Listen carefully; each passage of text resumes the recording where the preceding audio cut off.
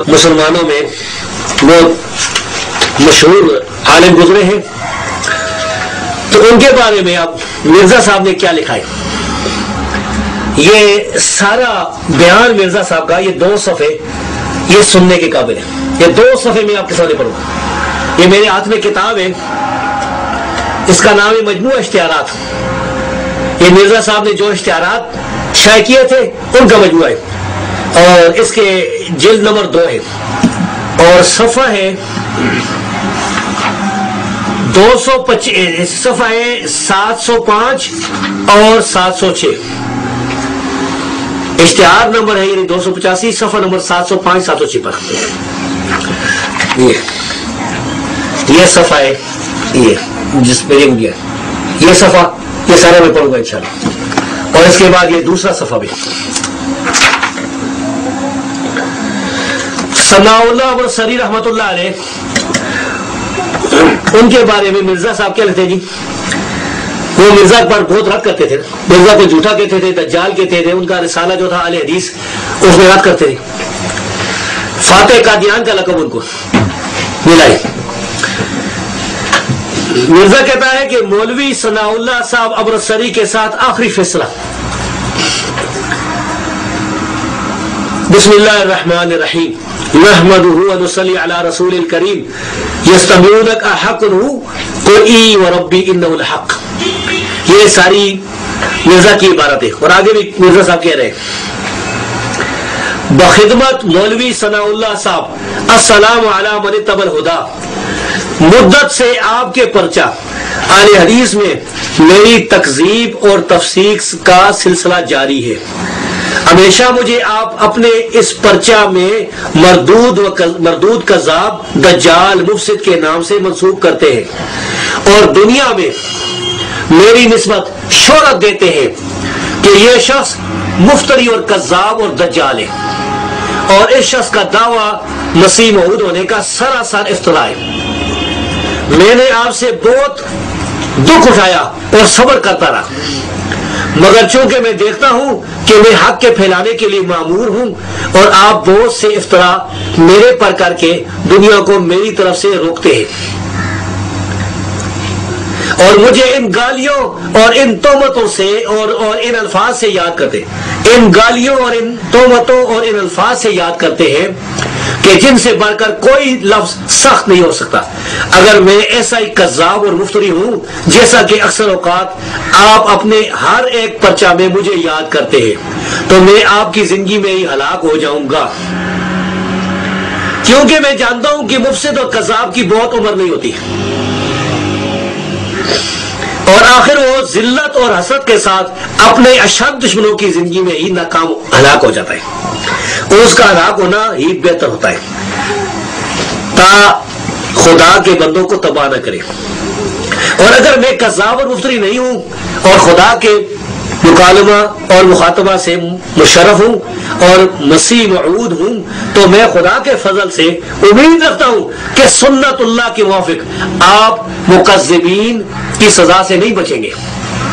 پس اگر وہ سزا جو انسان کے ہاتھوں سے نہیں بلکہ محض خدا کے ہاتھوں سے ہے، جیسے طاعون، ہیضہ وغیرہ مہلک بیماریاں آپ پر میری زندگی میں ہی وارد نہ ہوئی، تو میں خدا تعالیٰ کی طرف سے نہیں، یہ کسی الہام یا وحی کی بنا پر پیش گوئی نہیں، محض دعا کے طور پر میرے خدا سے فیصلہ چاہا، اور میں خدا سے دعا کرتا ہوں کہ میرے مالک بصیر و قدیر جو علیم و خبیر ہے، جو میرے دل کے حالات سے واقف ہے، اگر یہ دعویٰ مسیح موعود ہونے کا محض میرے نفس کا افتراء ہے، اور میں تیری نظر میں مفسد اور کذاب ہوں، اور دن رات افتراء کرنا میرا کام ہے، تو اے میرے پیارے مالک، میں عاجزی سے تیری جانب میں دعا کرتا ہوں کہ مولوی ثناء اللہ صاحب کی زندگی میں مجھے ہلاک کر، اور میری موت سے ان کو اور ان کی جماعت کو خوش کر دے، آمین۔ یہ آمینی مرزا صاحب لکھ رہے ہیں۔ مگر اے میرے کامل اور صادق خدا، اگر مولوی ثناء اللہ ان تہمتوں میں جو مجھ پر لگاتا ہے حق پر نہیں، تو میں عاجزی سے تیری جناب میں دعا کرتا ہوں کہ میری زندگی میں ہی ان کو نابود کر، مگر نہ انسانی ہاتھوں سے بلکہ طاعون و ہیضہ وغیرہ امراض مہلکات سے بجوز اس صورت کے کہ وہ کھلے طور پر میرے روبرو اور میری جماعت کے سامنے ان تمام گالیوں اور بدزبانیوں سے توبہ کرے جن کو وہ فرض منصبی سمجھ کر ہمیشہ مجھے دکھ دیتا ہے. آمین یا رب العالمین. میں ان کے ہاتھ سے بہت ستایا گیا اور صبر کرتا رہا، مگر اب میں دیکھتا ہوں کہ ان کی بدزبانی ہاتھ سے گزر گئی. وہ مجھے ان چوروں اور ڈاکوں سے بھی بدتر جانتے ہیں جن کا وجود دنیا کے لیے سخت نقصان رساں ہوتا ہے.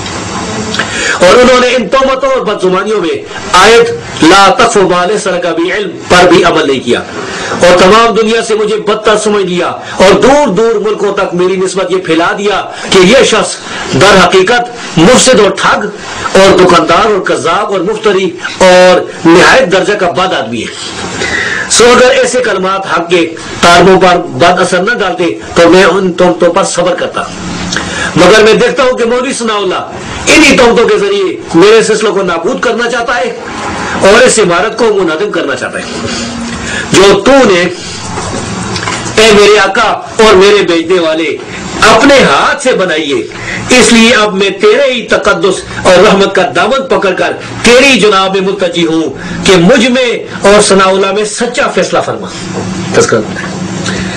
اور وہ جو تیری نگاہ میں در حقیقت مفسد اور کذاب ہے اس کو صادق کی زندگی میں ہی دنیا سے اٹھا لے، یا کسی اور نہایت سخت آفت میں جو موت کے برابر مبتلا کر. اے میرے پیارے مالک تو ایسا ہی کر. آمین ثم آمین. ربنا افتح بیننا و بین قومنا بالحق وانت خیر الفاتحین. آمین. بالآخر مولوی صاحب سے التماس ہے کہ میرے اس تمام مضمون کو اپنے پرچہ میں چھاپ دے اور جو چاہے اس کے نیچے لکھ دے اب فیصلہ خدا کے ہاتھ میں ہے.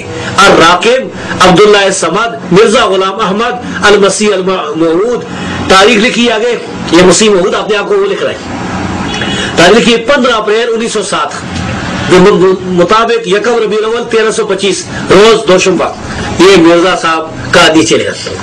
یہ آپ نے سارا بیان سن لیا جس میں شیخ الاسلام ثناء اللہ مرسلی کے بارے میں وہ دعا کرتا ہے اللہ سے. یہ کوئی دعائے مبالغہ نہیں ہے، یہ نہیں کہ وہ مبالغہ کرتے، دعا کرتا ہے اللہ سے کہ اللہ ہم دونوں میں سے جو سچا ہے وہ زندہ رہے اور جو جھوٹا ہے اس کو سچے کی زندگی میں ہلاک کر دے، اور ہلاک بھی کرنا ہے تعاون یا حصے کی مارے سے.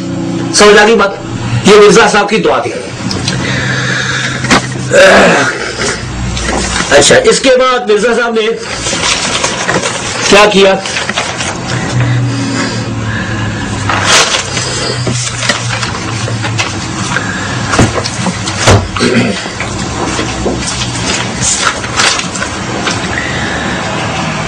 خزائن جلد نمبر 15 صفحہ نمبر 210 یہ بھی دے.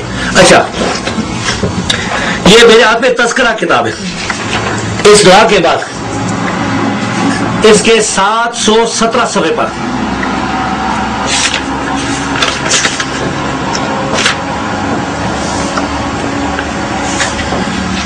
سات سو گیارہ صفحے پر مرزا صاحب ان کا کیا الہام لکھا ہوا ہے؟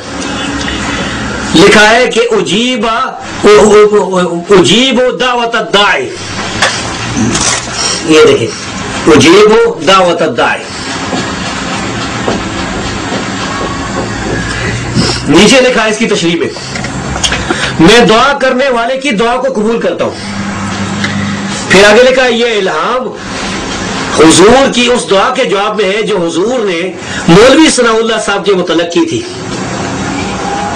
یعنی اس کو مرتب کرنے والا قادیانی لکھتا ہے کہ یہ جو ہے، یعنی یہ الہام جو لکھا ہوا ہے کہ میں دعا کرنے والے کی دعا قبول کرتا ہوں، یہ ثناء اللہ مرسلی رحمۃ اللہ علیہ کے بارے میں تھی. چنانچہ حضور فرماتے ہیں ثناء اللہ کے متعلق جو کچھ لکھا گیا ہے یہ دراصل ہماری طرف سے نہیں بلکہ خدا کی طرف سے اس کی بنیاد رکھی گئی ہے. یک دفعہ ہماری توجہ اس کی طرف ہوئی اور رات کو توجہ اس کی طرف تھی، اور رات کو اعلان ہوا کہ اجیب دعوت الداعی. یہ مرزا صاحب کو اب یہ دوسرا اعلان ہوا ہے کہ جو میں نے دعا کی ہے نا یہ دعا قبول ہوگی، میں قبول کرتا ہوں. اسی طرح صفحہ نمبر 210. اچھا، یہ روحانی خزائن کی 15ویں جلد ہے میرے ہاتھ میں. یہ ان چیزوں کو آپ ملا کے سمجھیں گے. ابھی میں انشاءاللہ آپ کے سامنے تفصیل بیان کرتا ہوں. 15ویں جلد میں صفحہ نمبر 210 پر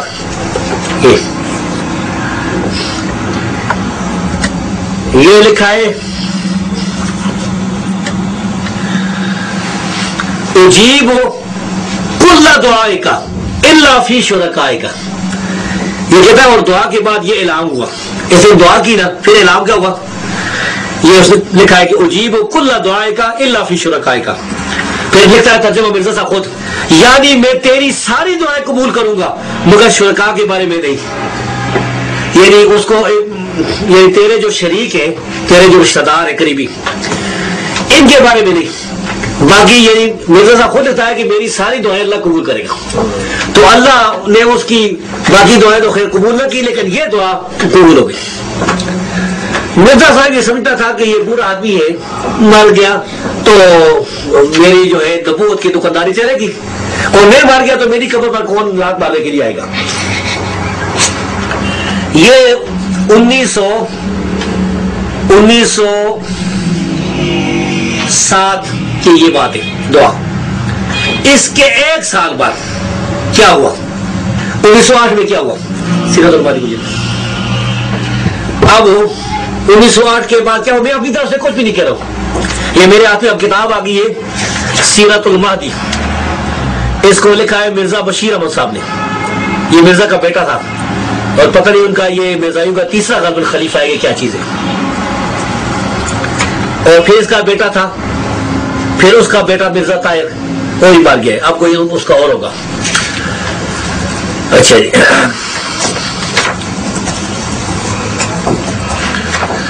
اب یعنی 1907 کی دعا ہے نا. اس کے بعد اب آ گیا جی 1908 آ گیا. اچھا جی، لکھنے والا مرزا کا بیٹا ہے. یہ ہے جی سیرت المہدی. اس کو بھی ریکارڈ کر لیں. یہ سیرت المہدی ہے.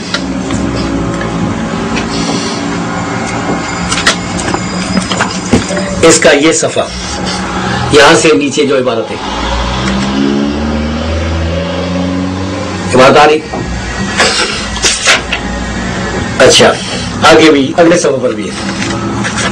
تو اب مرزا صاحب کا بیٹا رہتا ہے، کہتا ہے اور حضرت مسیح موعود کی وفات کا ذکر آیا تو والدہ صاحبہ نے فرمایا. سند بالکل صحیح ہے، کیونکہ روایت کرنے والا اپنی ماں سے بیان کرتا ہے، مرزا کی بیوی سے. مرزا کی بیوی اس کے پاس ہی نا. مرزا نے کہا تھا نا کہ ہم مکہ میں مریں گے یا مدینہ میں، جس طرح کہ اس کی کتاب تذکرہ میں لکھا ہوا ہے. یہ تذکرہ میں ہے جی، اس کتاب میں لکھا ہوا ہے. اور مرا کہاں